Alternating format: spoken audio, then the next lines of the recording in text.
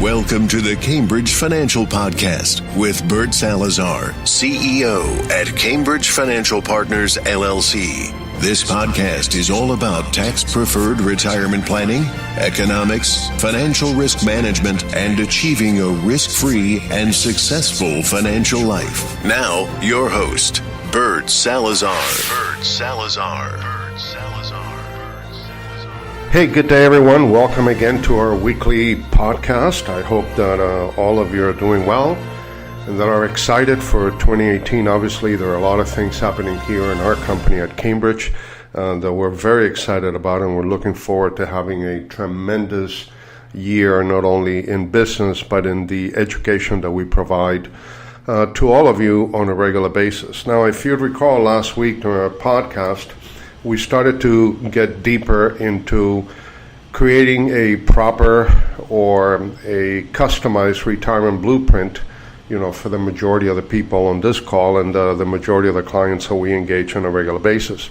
And if you'd recall from last week, one of the things and one of the analogies that I covered was the issue of, people that want to climb Mount Everest and, the training and the cost of doing something like that. But the analogy of climbing a mountain is that, most people think that the number one goal of somebody trying to climb a mountain is to get to the top, to get to the summit. In reality, the goal is not only to get to the top, but also to make it down safely to the bottom of the mountain. Now, there's a lot of interesting data regarding Mount Everest. And one of the most critical ones is that over 70% of the people that have died on the mountain have not died on the way up. They have actually died on the way down. So when it comes to finances and economics and retirement, the majority of the people that have issues in retirement don't have it while they're accumulating their assets and preparing for retirement or trying to get to the summit, which for most of us would be age 65.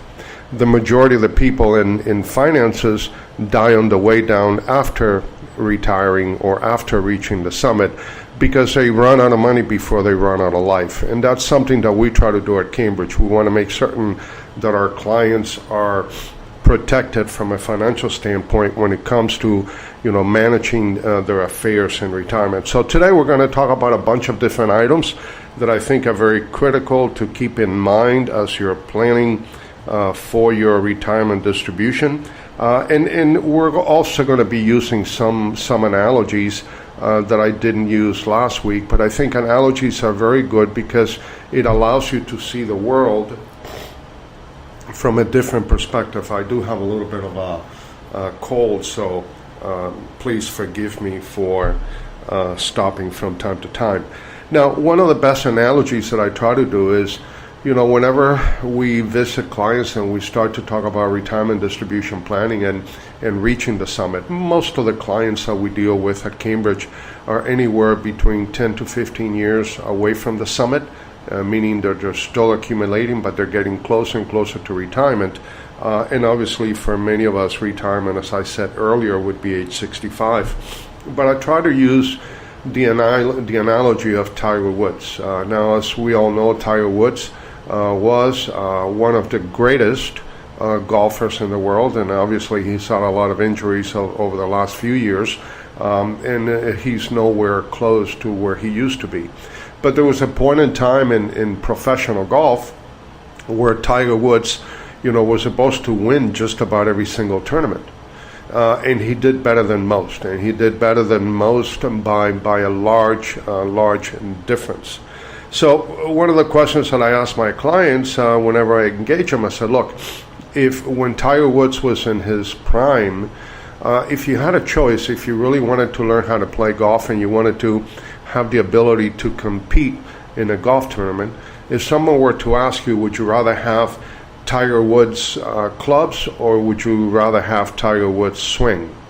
99.9% of the people that I have engaged would tell me they would rather have the swings. So again, retirement planning is not about the clubs. Retirement planning is about the strategy, and it is about the swing.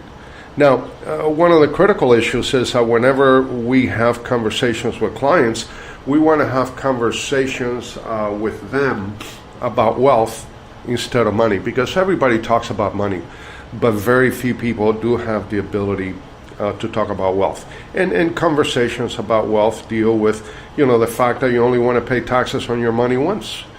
Most Americans, I would argue that 99% of all Americans, or tax-paying Americans, pay more taxes to the IRS than they really need to. Now, they also need to realize that 75% of all failures in financial planning occur during the distribution, meaning when you get to the summit and you start to come down.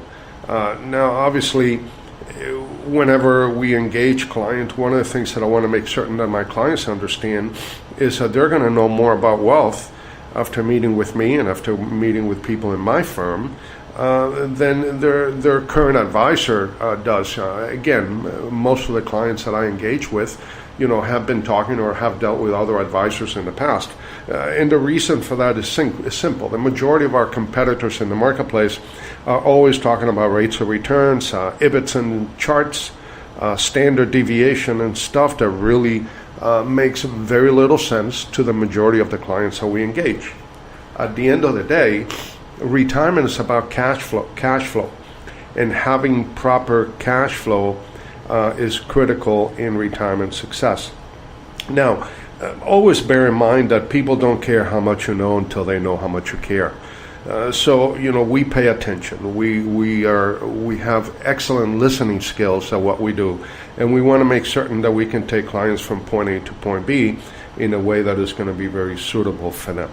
Now, when it comes to planning, the same thing as I said about the swing versus the club. The what is irrelevant.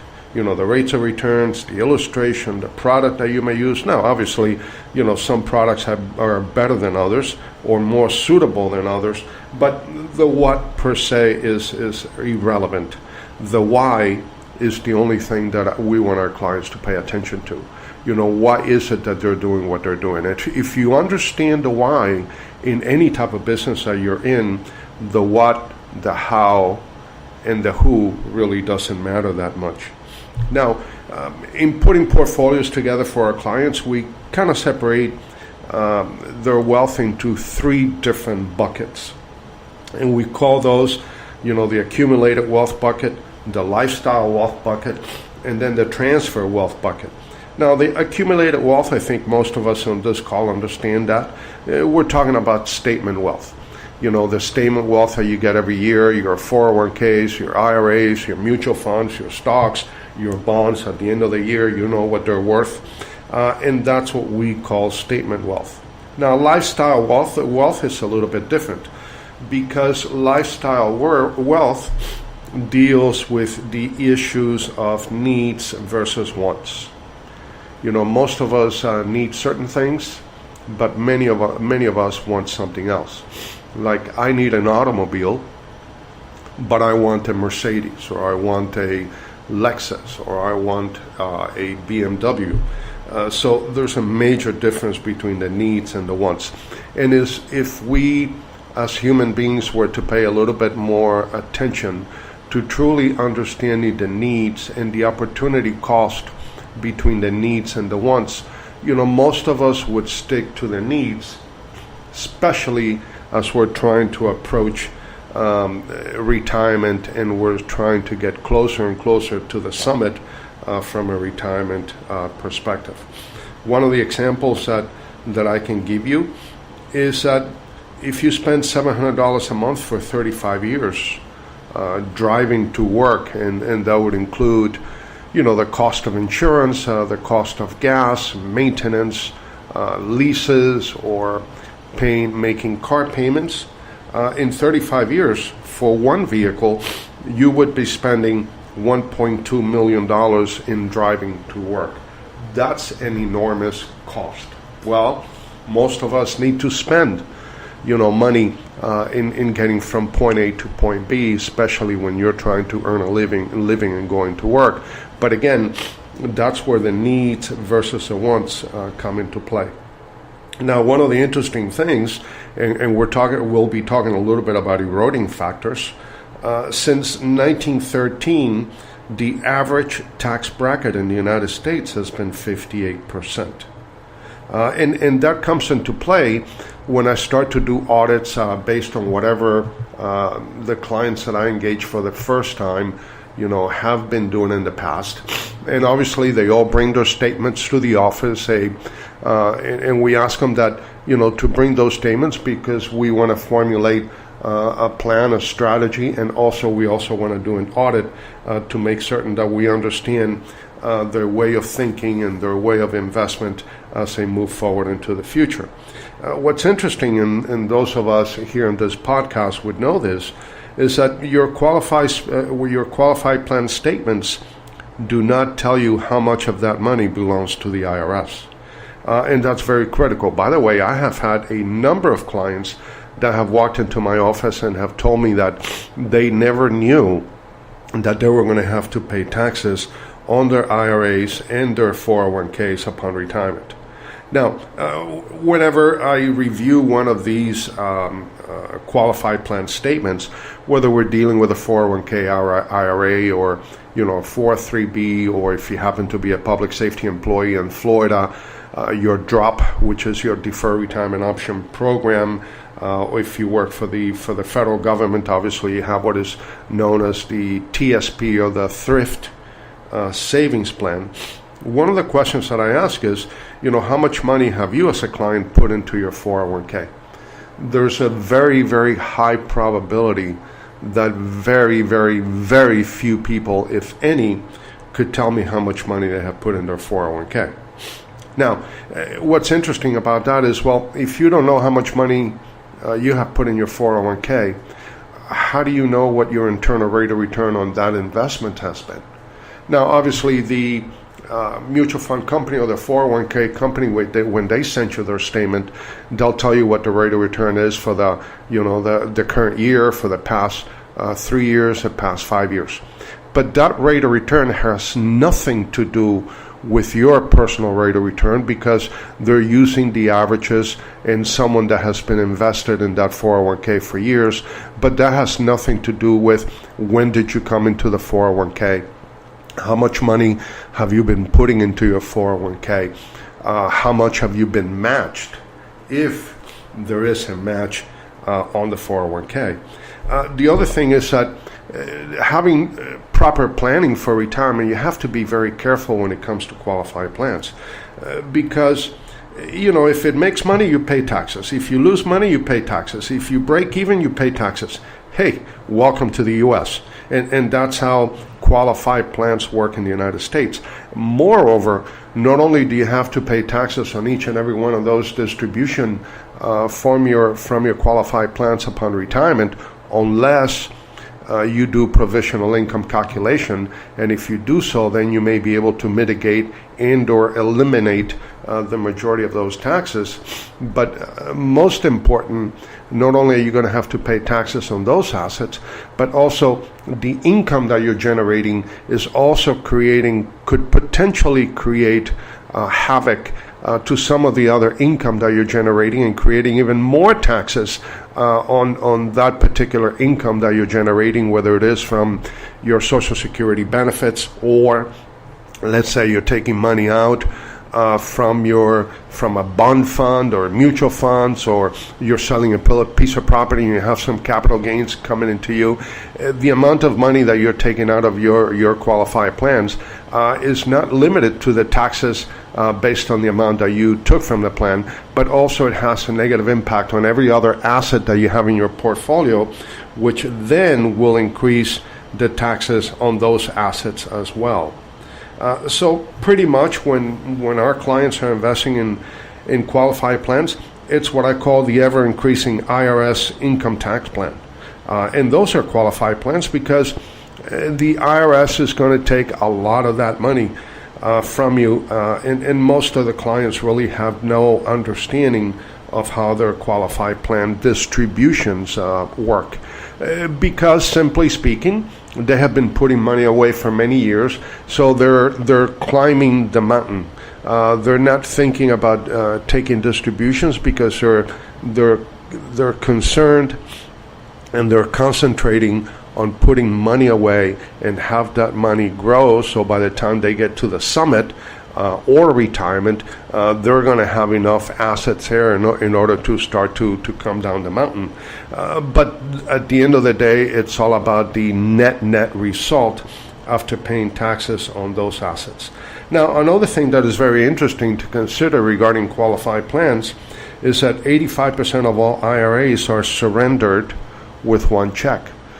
Now, I have no idea, unless we're not talking about a lot of money, I have no idea why it is that, most Americans are just surrendering their IRA in a lump sum as opposed to taking distribution. I would argue that one of the answers is the fact that they don't have enough money in those IRAs to maintain their standard of living, so they have no choice but to take distribution out of those plans in a lump sum. Now, when we do planning, obviously we divide not only the assets between accumulated wealth, lifestyle wealth, and transferred wealth. Now remember, transfer wealth deals with the most important part of the three buckets, because most of our clients have 36 different types of leakages in their financial plan or in their assets prior to retirement, and most important, after retirement. And those leakages may include taxes, inflation, market volatility, interest rate volatility, which is very, very critical, capital losses, investment losses. There are 36 different leakages, and if you really want to do this the right way, you need to start plugging those leaks before you retire, so you can maximize your retirement income at some point in time in the future. Now, I'll give you an example, is what I call the Tom, Dick, and Harry bucket example. Tom obviously had all his money in qualified plans. That would be 401ks, IRAs, or deferred compensation programs, or 403bs, or whatever it could be. Then Dick has all his money in non-qualified buckets. So all the money that he has for retirement, he's been putting away in mutual funds after tax. Obviously, the growth is taxable, but he did not do what Tom did, which everything that he did, he put away on a pre-tax basis. And then Harry did the tax-free bucket. So he went ahead and paid taxes on the contributions to his tax-free bucket, but then he had the keen ability to diversify inside that bucket into products that are tax-free upon distribution, and those would be your Roth IRAs, your Roth 401ks, and life insurance. And then obviously there's $1 million in each and every one of those buckets upon retiring. Now, we're going to use an assumed, let's say, 8% distribution rate.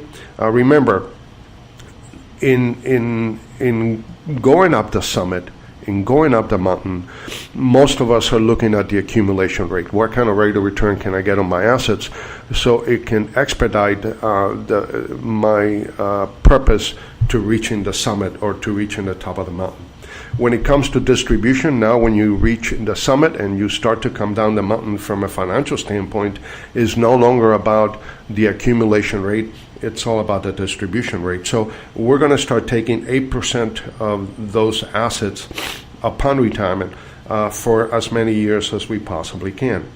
Now, Tom, which everything that he had obviously was pre-tax, and now he has to start paying taxes on all that money. So by taking $80,000 out of this plan every year, Tom is going to pay approximately $35,000 in taxes, and then he's also going to pay 85% taxes on 85% of his Social Security distribution. So he's getting a double whammy there.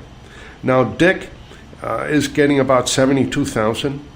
Again, Dick was the one that invested into buckets that were after tax, but then the growth would be taxable. and he still has to pay, obviously, taxes on 85% of his Social Security benefits.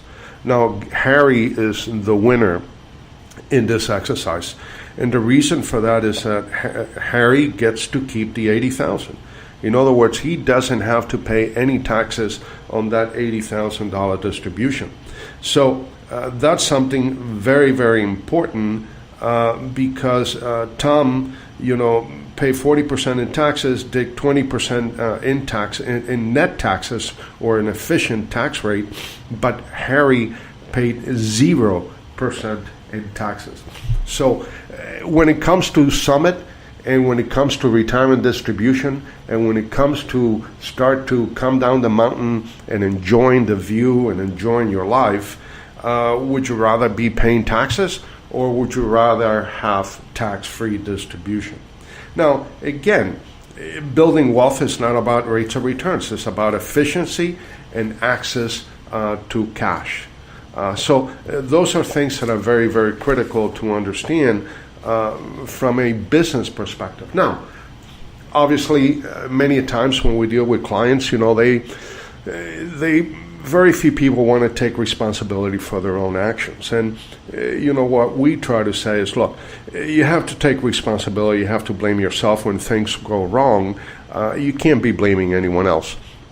It's important to understand that there's a difference between fault and responsibility. Now, it may not be your fault that you were born poor, but it is your responsibility to make certain that you're not poor in the future. And obviously we've been talking for many, many years about poverty in the United States. And by the way, the war on poverty in the U.S. Started in 1964 under the Johnson administration. We have spent trillions of dollars in the poverty war, and we have more poor people today than we've ever had before. And the reason for that is very simple. If you want to stop poverty in the world and you want to stop people from being poor, you got to stop being poor yourself. So one of the first things that we try to do is we want to educate our clients so they understand wealth and they understand how money works. We want to make certain that they understand the difference between needs and wants. And at the end of the day, the two best days in your life is the day you're born and then the day you find your purpose. And I found my purpose many years ago when I decided that my number one goal in life was going to educate and help my clients in making certain that they would not be poor by the time that they reached retirement. Now, cash flow versus income is another conversation that we have with many of our clients because cash flow does not involve the IRS. And at the end of the day, the one thing that we try to do every day is, how can we divorce ourselves and our clients from the IRS, legally, of course, because there's a big difference between tax avoidance and tax evasion. Obviously, tax avoidance, you're fine, you're maximizing the benefit for yourself and your family. But tax evasion, obviously, you'll go to jail for many, many years to come. Now, when it comes to taxes, and this is something that I repeat quite often, when it comes to taxes in many different ways, you're most of the times or sometimes you're the windshield. Most of the time you're the bug. So you have to be very cognizant to the fact that you want to try to be the windshield as many times as possible. Because obviously you know what happens to the bug when it hits a windshield. So if you happen to be on that side of the ledger and now you get into retirement, you got to be Tom, then obviously you're going to be spending 40% of your earned income, that $80,000 coming out, you're going to pay quite a bit of money on taxes when it comes to that area. So those are things that are very, very critical to understand. Now, also the transfers of wealth that we have talked about that you have to pay attention to, you have to truly understand the opportunity cost. Because, and by the way, the definition of an opportunity cost is when you are making a decision between making one choice versus the other. You have to be able to equate, and you have to be able to equalize that decision-making process so you can understand, what is better to do. So, for instance, when you are taking a look at the purchase of an automobile, and I'm talking about whether you are actually purchasing an automobile or whether you're leasing one. Now, obviously, from a leasing perspective, it may be more cost effective as far as what you're paying for a car in the early years, but that's a never-ending proposition because of the fact that when the lease is up, you have to lease another vehicle and you have to start at ground zero all over again. But one of the biggest wealth deferrals and one of the biggest opportunity cost and more damage to wealth than anything else is purchasing or leasing automobiles. And believe me, I know that game very well because I live in South Florida. And in South Florida, as you're driving down the street, you're going to see Mercedes, you're going to see BMWs, you're going to see Ferraris, you're going to see Rolls, you're going to see tremendous amount of wealth being wasted away in the purchasing of automobiles and the opportunity cost that brings to the table. Next week, I'm going to do an opportunity cost calculation on a number of different items that we as Americans have a tendency to purchase on a regular basis, and I think you're going to be amazed and quite surprised as to what the opportunity cost is to actually either purchasing or leasing an automobile. Another thing that we've talked about, and this one I forgot to mention when we were discussing qualified plans, you cannot deduct losses on your qualified plan. That's interesting. So if your account value drops by 20-30%, as it has done many, many times, you can take a tax deduction on the losses. And the reason for that is, according to the IRS code, you have no cost basis because of the fact that the money that you put into your plan was pre-tax.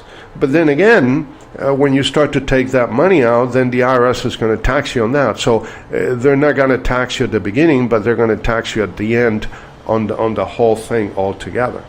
So those are things that we got to be able to pay attention to as we start to prepare for retirement, and we start to identify the different vehicles and options that we have as we start to put money away.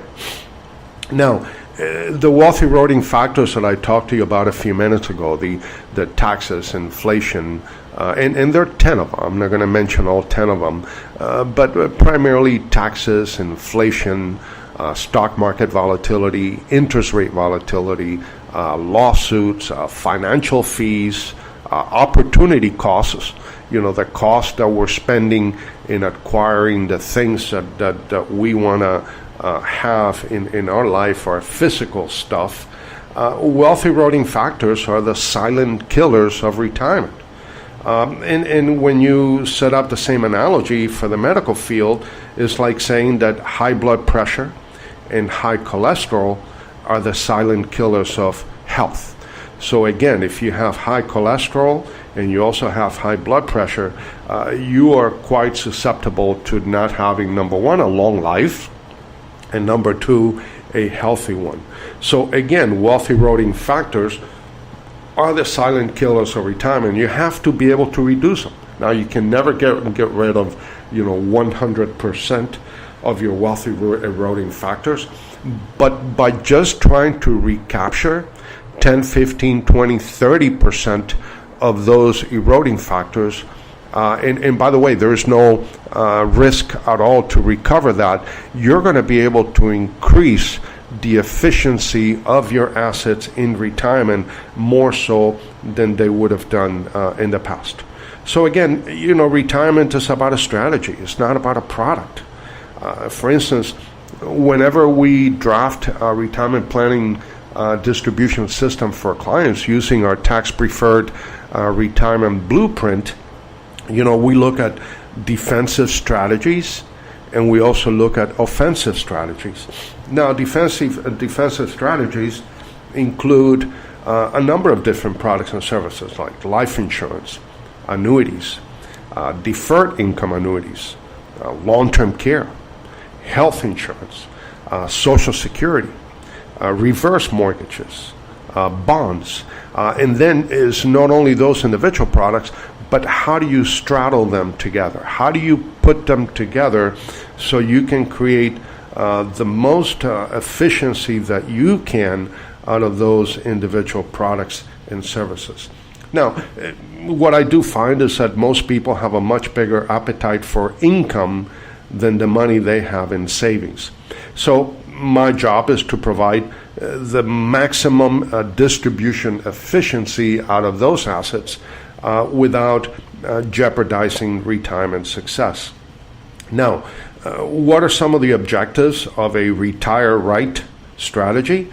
If I were to put one together, and I do this on a daily basis pretty much, number one, combine Social Security and guaranteed annuities to cover all fixed expenses, which is what I call the floor method.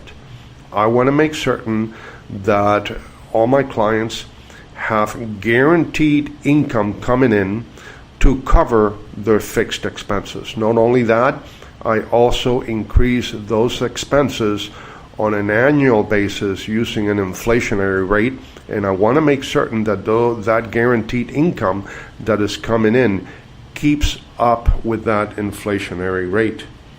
Number two, the rest of the assets, I want to turbocharge them into income-producing assets in order to obtain higher income from those individual assets. And that may include different techniques, index annuities, where you can still protect your principal but have the ability to turbocharge your income. Property acquisition programs, life settlements. They're a tremendous opportunity, especially for those clients that are considered accredited investors under the code and so forth. They can enjoy from these types of investments that have no correlation to the stock market or to interest rate volatility from a business perspective. The third thing that we try to do in order to retire right strategy for clients using our tax-preferred blueprint is we want to minimize income taxes, or we want to eliminate income taxes if at all possible. We also want to create volatility defense. You may be taking money out of your qualified plan and the majority of your money is invested in the market. All of a sudden, the market drops 20% in 1 year, and now you have to start taking distribution to maintain your standard of living. Well, perhaps you may not want to take distribution out of those assets. You may want to use some of the other guaranteed assets that have a floor of protection on your principal, so you don't create a double whammy or a double trouble for your qualified plans. Because if you have to take money out of a qualified plan when the market has dropped 20%, and now you need to take another 15-20% on top of that in order to maintain your standard of living, now you're creating even a bigger problem, because it's going to take a lot longer for that 401k or that IRA to recover from where it was before the market dropped. You also want to take increased income during go-go years. I divide a retirement life into three areas: the go-go years, the slow-go years, and then the no-go years. For us, if you retire at 65, the go-go years are between 65 and 75. Why? Because you're going to be living life, especially if you're healthy. You're going to be doing things that you probably didn't have the time to do while you were working because you were too busy working, or raising a family, or putting your kids through college. So between the ages of 65 and 75, you may be spending more money in retirement than perhaps you even spent while you were working. Once you get to your mid-70s to your mid-80s, your health starts to give you a little bit of problems. So you go from go-go years to what I call slow-go years. You're not traveling as much. You may be traveling very little at that point in time. You may want to stay closer to home, taking care of your grandchildren or whatever that may be. But again, your life starts to slow down. Once you get into your mid-80s, that's what I call the no-go years. Basically, you're staying put unless you're extremely wealthy and you have a lot of money. Most of the clients that we deal with, once they get into their mid-80s, they're not as healthy as they used to be, obviously. So they're not doing much traveling at all. So you're going through the go-go years, the slow-go years, and the no-go years. The assets and the investments that you have in those three different options are totally different from one another. Now, some do have a tendency to overlap, and those are the guaranteed assets. But for the most part, your portfolio has to look totally different between the go-go years, the slow-go years, and the no-go years. Now, sequencing of returns is more important than average returns in retirement. And this I try to have discussions with clients on a regular basis, because when they bring me their statements and their statement wealth, I see that they have average rates of returns of 5, 6, 7, 8, 10%. And what I try to explain to them is that, look, sequencing of returns is totally different. If you had retired in 1990, for that 10-year period between 1990 to 2000, your financial world and your retirement distribution planning, unless you had done proper tax-preferred planning, or you had worked with someone like me that put together for you a tax-preferred planning blueprint, your life would have been totally different, or would have looked totally different in 1990 than if you had retired in 2000. And the reason for that is that we enjoyed a tremendous amount of growth in the 1990s. So everyone was getting anywhere between 10, 12, 14% return on their investments. Now, if you had retired in 2000 and you went 2 or 3 years, the first 2 or 3 years in retirement were when you were no longer producing income, and now you were allowing your income, your assets to produce income for you. If you had negative returns for those 2 to 3 years in retirement, when you first started to come down the mountain after reaching the summit, your world would have been totally different. You would have had a lot less money. You would have run out of money way before you should have. So you were going to run out of money before you ran out of life. So having guarantees in retirement is extremely critical. And most of the clients that I engage have no clue as to how to put together a guaranteed retirement plan. Now, the way I think about it is there are two types of retirement plans. You have a probability-based retirement plan or a safety-based retirement plan. A probability-based retirement plan is based on probability. Well, the probability that this may happen, blah, blah, blah, blah, blah, blah, blah, may be X or Y, but it's not guaranteed. Most of the retirees I deal with on a daily basis want more guarantees than they already have. Just about every retiree that I engage, and I have many of them in my portfolio of clients, wished they would have had a lot more guarantees in retirement than what they have today.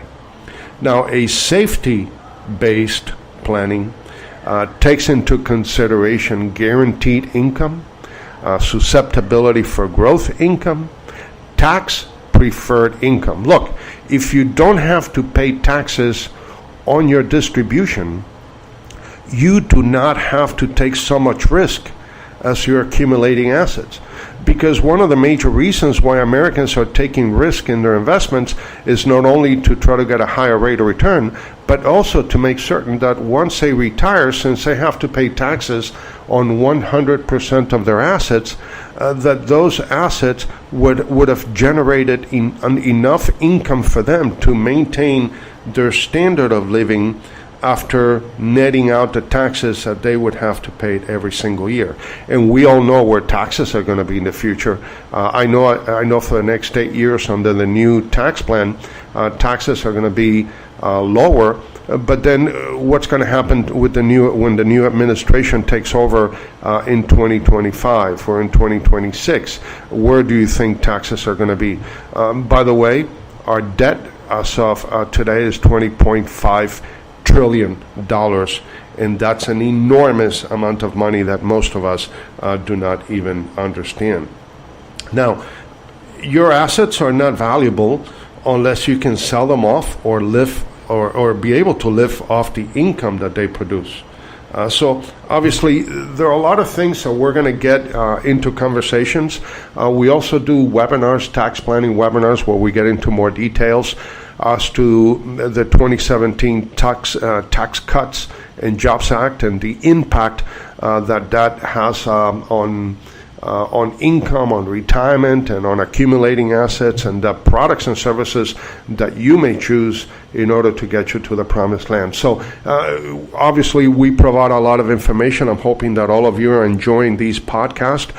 Please feel free to also follow us on Facebook and Twitter as well, and that you come join us for our weekly webinars, which are held every single Thursday at 6 p.m.